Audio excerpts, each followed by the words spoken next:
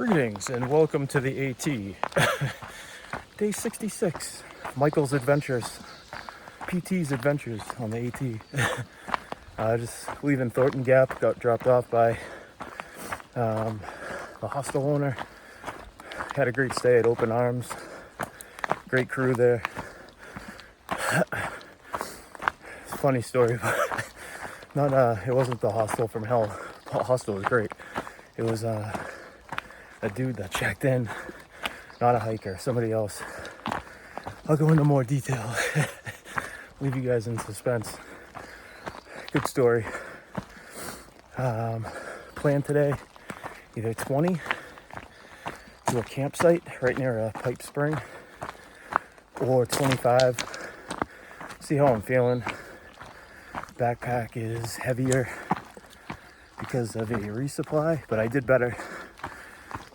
Toned it down a little bit just because there's a couple more waysides, so don't need as much food. So anything cool down the trail, definitely show you guys. Sorry, I can't breathe. Going uphill. Yeah, it was a little nerve-wracking. About a 1/10 of a mile ago, I came around a bend. Black bear in the woods. I caught like a glimpse of it, but he took off crashing through the woods and then stopped. And then there's two hikers behind me, Squirrely and Iceman, I think. They stayed at the hostel. So he stopped, made a bunch of noise, telling it to leave. And then eventually we just kind of like scooted around the corner. Yeah, he was like right next to the trail when I came around the corner. But then he heard me, and I just like caught a glimpse of like really dark black fur, and he just went crashing through the woods. Sounded enormous. Man, definitely made me jump. So I got another vortex coming up in about 7 miles. Elk Hollow Wayside. So I don't know, I might enjoy a nice IPA. Gotta take advantage of these waysides, you know, and their prices, they're pretty good. So yeah, that's coming up 7 miles. So I just finished our top of the first climb. Kind of like levels out at the top here, and then it drops down a little bit. Ooh, pick up your feet, Mike. Oh, do that at least 20 times a day.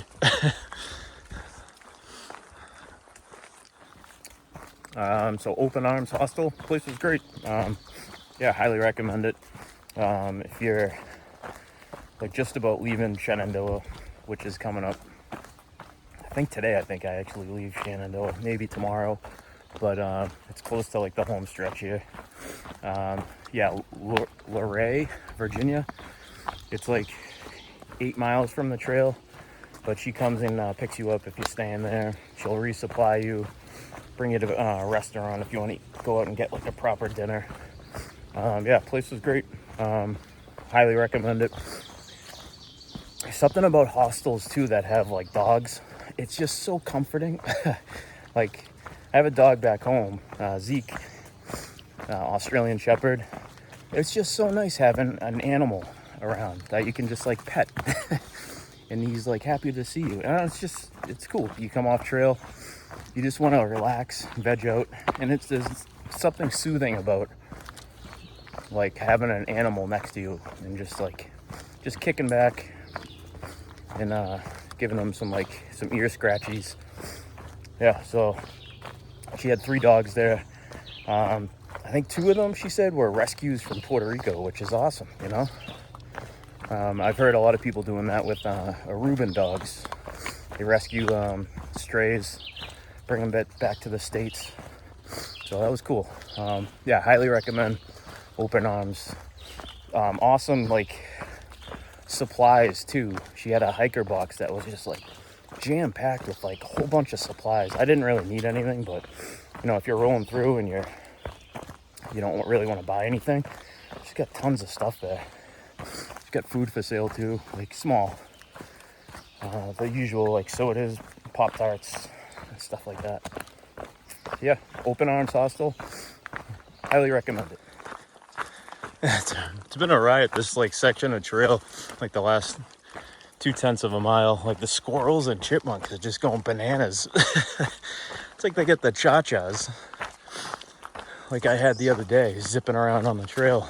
They're just like, I don't know, they're angry too. Like the chipmunks, if you get too close to them, they start barking at you. Those little rascals. Yeah, it's been funny.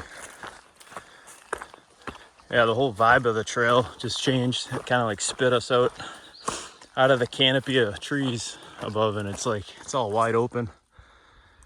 You can actually see like the ridge you're climbing next to. A little change. It's a lot warmer too. You don't have all that shade.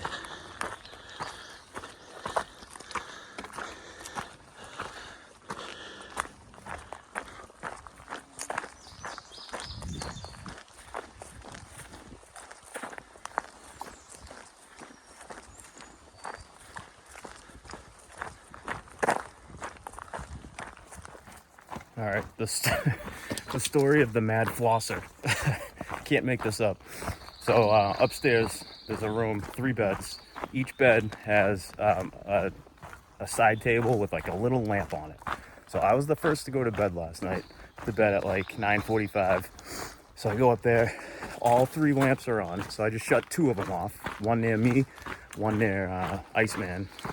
And then left the other one on because the hostel owner said that there was going to be a guy checking in late around like 10. So I was like, all right, I'll just leave that on for him, whatever. So I go to bed, hot as hell in that room. Could not sleep. Just like sweating, sweating so bad. It was awful.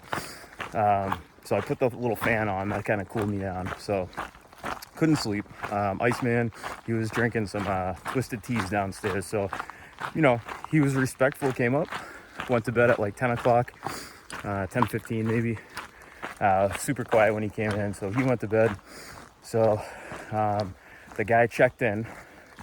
He comes into the room and he like starts setting up everything. And he's like making all this noise. And I'm like, what is happening over there? So I look over and he's like setting up like one of those like the sleep apnea masks. So I was like, oh God, like you gotta be kidding me. This guy's gonna be like snoring and stuff. But I'm like, maybe that'll help him and he won't snore. So he goes and takes a shower. He, you know, after he was making noise, I was like, what the hell time is it anyway? So it was 11:10.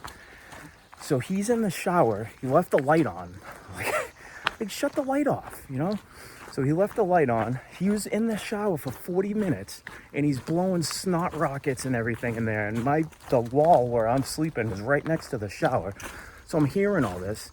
And for some reason he kept opening and closing the door in there. It was like on a slider. So he's like making all this racket. And I'm like, what is happening? He was in there for 40 minutes. And then he comes out. And he, like, I was awake, obviously. Iceman was too. I could hear him, like, huffing and puffing over there like I was. So he sits on the edge of the bed in his towel, because I kind of, like, peeked over. I was like, when is this character going to bed? So he's on the edge of his bed, and he starts viciously, aggressively flossing his teeth. Like it was just, it sounded like... This is where it gets funny. It sounded like he was using a guitar string because it was like had a metallic sound to it. And I was like, wow, that is that is aggressive. So like after 5 minutes, I like looked over and he's still doing it. So eventually, and then I looked at my phone. It was like 12 o'clock. So I couldn't take it anymore. So I just said, hey, do you mind just like shutting the light off? Can you floss with the light off? You know where your teeth are. So he shut his light off and he continues to floss. And then Iceman jumps out of bed and he's like, I can't take it. I can't take it anymore. This is so disrespectful. And he walks out and slams the door. So he went outside and he slept outside. And then, so he continued to floss for a couple more minutes. You know, you'd think after people are yelling at you, and then someone storms out of the room, you'd stop flossing your teeth. Keeps doing it. So I was like, oh my God, this is the hostel from hell. Even though the hostel was great, but it was like the hostel room from hell. I couldn't take it anymore. So then eventually he goes to bed, and I couldn't sleep. I was up. So that was the story. Like, honestly, if I had flossed my teeth that aggressively, like, they probably would have fell out of my mouth. Like, my teeth bleed like crazy when I go to the dentist and she flosses it. She's like, well, you can spit now. And I spit and it looks like someone punched me in the face. Oh my God. Yeah, guitar strings. I couldn't believe it. It sounded metallic. And he was like, he would have to take a breather after a couple of minutes. I would too. So yeah, it's a 4-minute story. Sorry, but I had to tell. The mad flosser. Unreal.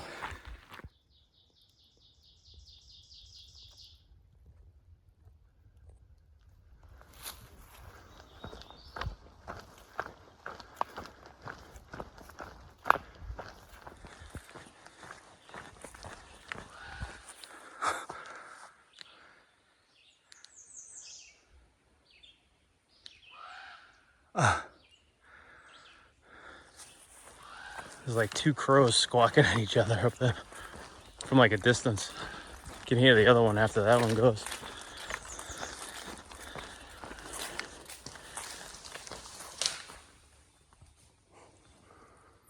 Shit. I think that was a black bear. Oh, fuck. That was loud.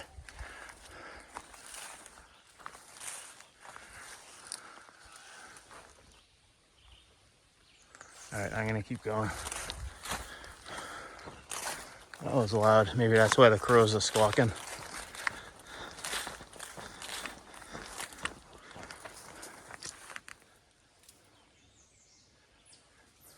Man, I'm pretty sure that was a bear. Surprised it didn't run away when it heard me first time coming around the corner. It's 2 bears today. One for sure. That didn't sound like a deer.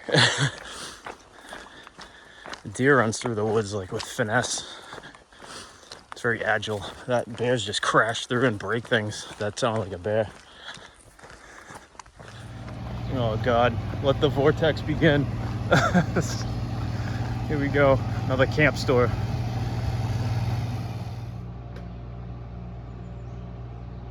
Need something a little refreshing. The vortex is real again. Oh my God. So I had a Diet Coke. I had a banana nut muffin. A Mrs. Freshly's carrot cake. A watermelon Gose beer. And then I packed out a double IPA. My pack's 12 ounces heavier. It's all good though. So I'm gonna let that sit at the shelter in the spring water, let it get icy cold, and I'll have it for dinner. It'll be delightful.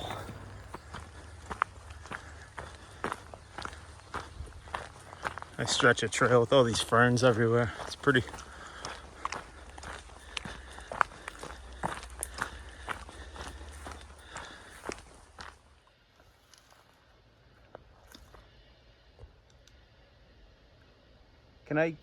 Can I keep going north? I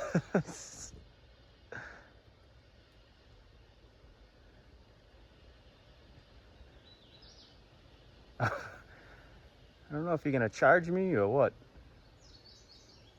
Can I get by?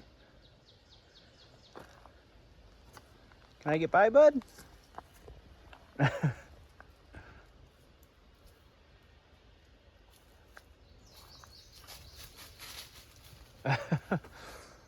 Man, that was awesome. That was the closest I've ever been to a deer. Wow, that was great. Man, that deer encounter, that was awesome. do they say like spirits can use like animals to communicate? I don't know. It's just the way it was just like looking at me, man, that was cool. I don't know. It's like it wanted to communicate or something. I don't know. It was just like staring right at me.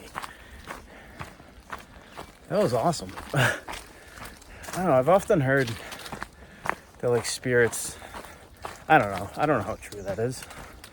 They can come back as animals or whatever. Dragonflies, I've heard. Yeah, I don't know. It's one of those mysteries, you know? I'd like to believe that. Why not? Yeah, that was cool. I'm not gonna lie. I was literally within, I mean, it looked different on the camera, but he was probably like 12 feet away. Maybe 15 or so. Wasn't scared of me at all. It actually took a step forward. Awesome.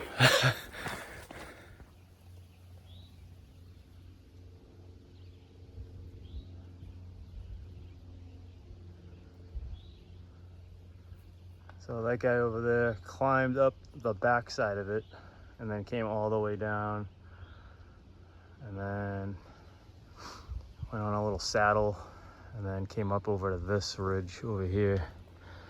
So this was like a little side trail off the AT for a view. There's a better view down here.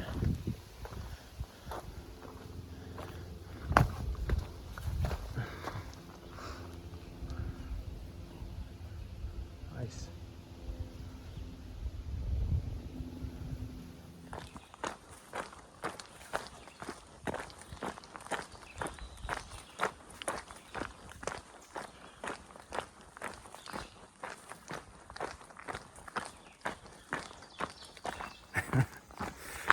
So I'm hiking along, there's a kid coming towards me, young kid, probably like in his 20s. And so he stops me, he's like, hey, what will I find if I keep going this way? He was going southbound, obviously I'm going north. And I was like, what do you mean find? He's like, is there anything cool? And I was like, I haven't seen anything cool in a while. Like there's like a viewpoint, but there's not much going on. Like I don't know what's off the side trails, but I was like, if you keep following this 900 miles south, you'll go to Springer Mountain, and then if you keep going the way I'm going, like another 1,100 miles, you'll get to Mount Katahdin. His mind was blown. He had no idea what I was talking about. He's never heard of the Appalachian Trail. So I thought that was kind of funny. Yeah, he's like, I don't understand. I was like, don't worry about it.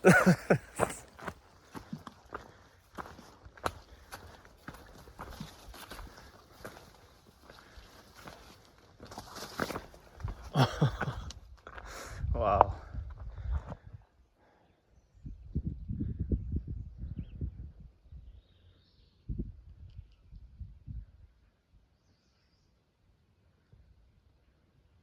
Beautiful.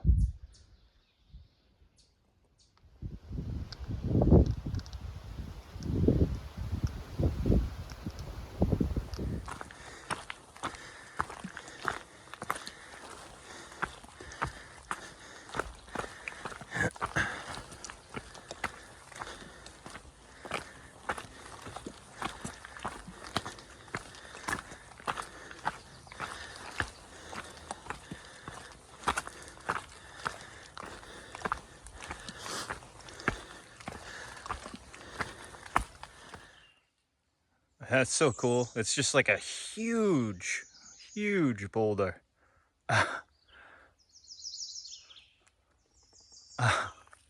It's the only one around here too. It's wild.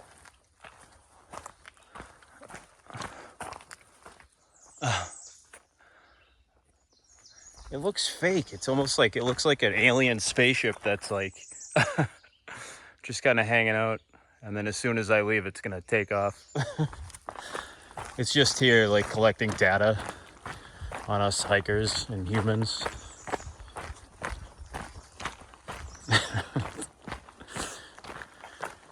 So I got maybe like 1.7 left to the shelter, but man, like this this has never happened. Look at the trail. This is amazing. I can't get over this. It's like, remember that, what I was talking about, how like the rock crew would come out and remove all the rocks and then get the the grading rakes?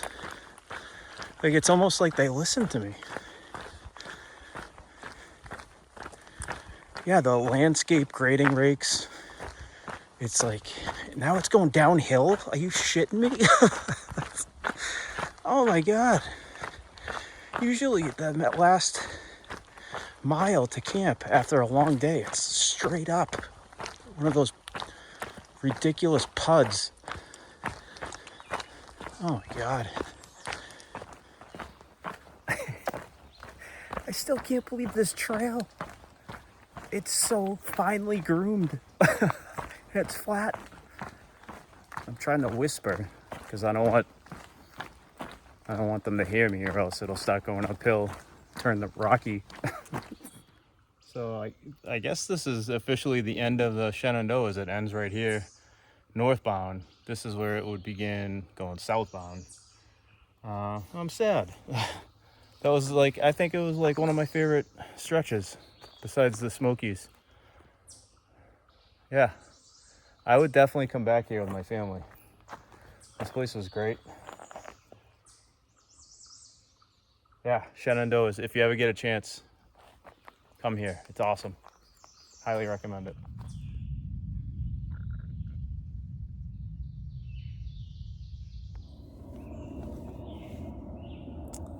So a little end of the day recap. I got dropped off at Thornton Gap, made it all the way to Tom Floyd shelter. So it was a 25-mile day.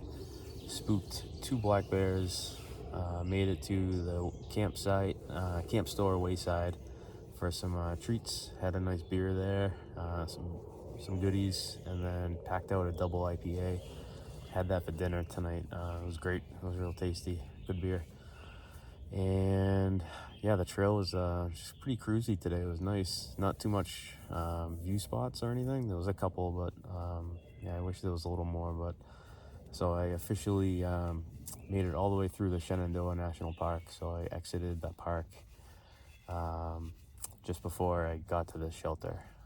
Tomorrow, my plan, either a 26-mile day, which I don't really want to do back-to-back big days like that, or I could do an 18-mile day. So I'll see how I feel tomorrow when I start going. But yeah, thanks for watching today, and I will check in with you guys tomorrow.